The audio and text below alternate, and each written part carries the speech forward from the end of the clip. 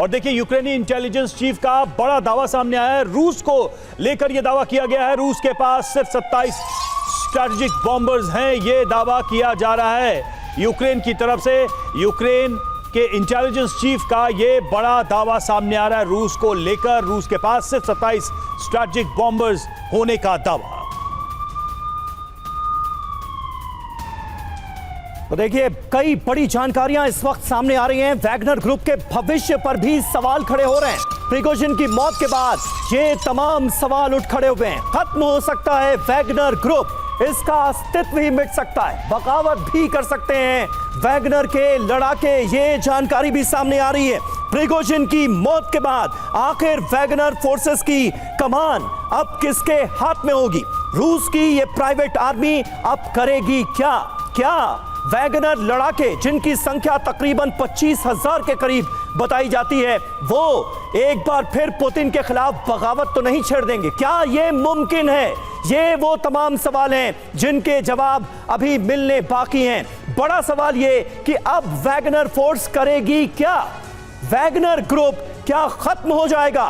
अब Yevgeny Prigozhin की मौत के बाद वैगनर ग्रुप के अस्तित्व पर संकट मंडरा रहा है। बचे हुए लड़ाके बगावत कर सकते हैं, एक बार फिर बगावत पर आमादा होंगे क्या ये लड़ाके? बचे हुए लड़ाके रशियन आर्मी में भी शामिल हो सकते हैं, शायद ये ऑप्शन उनके पास अभी भी बचा हुआ है। कुछ लड़ाके अमेरिकी इशारे पर यूक्रेन की तरफ से भी लड़ाई लड़ सकते हैं, ये जानकारी भी सामने आ रही है। पहले बगावत और अब प्रिगोजिन की मौत के बाद वैगनर बड़े ऑपरेशन में सक्षम नहीं है, ये हकीकत है।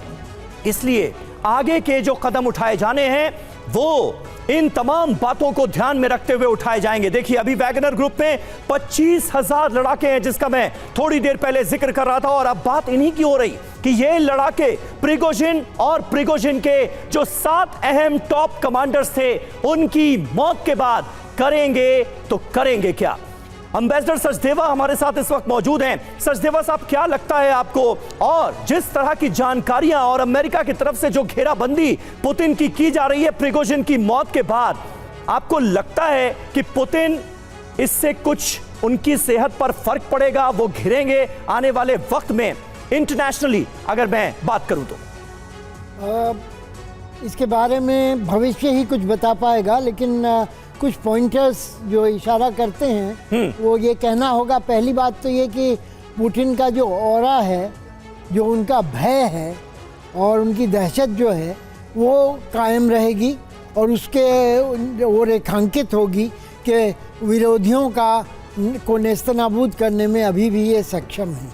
दूसरी ओर नाटो को इस बात से थोड़ा सा आश्वासन मिलेगा कि जो कुछ भी हो रहा है वो या होगा वो पुतिन के कहने पर होगा, और वाइल्ड कार्ड प्ले करने वाले जैसे वैगनर ग्रुप हैं, ये सब पोलैंड या कैनालिन जो इनक्लेव है और बाल्टिक स्टेट्स के खिलाफ जो मुहिम चलाई जा रही है वो सब नहीं होगा नाटो के विरुद्ध।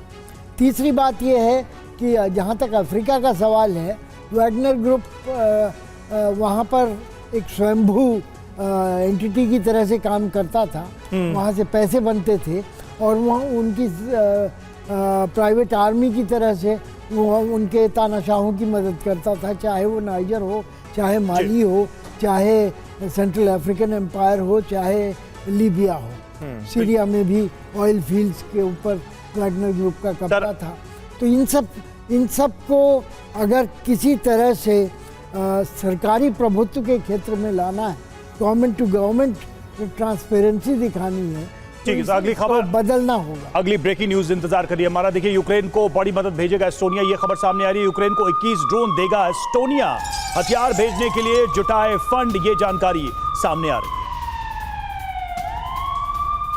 तो यूक्रेन को ये नई मदद 21 ड्रोन देगा एस्टोनिया, ये जानकारी सामने आ रही है। एस्टोनिया की तरफ से ये मदद दी जाएगी। और अगली बड़ी खबर, प्रिगोजिन की मौत से टला बड़ा खतरा, 4 देशों पर टला बड़ा खतरा। जी हां, वैगनर के चलते अलर्ट पर थे ये चारों देश, हमले के लिए पूरी तरह तैयार थे।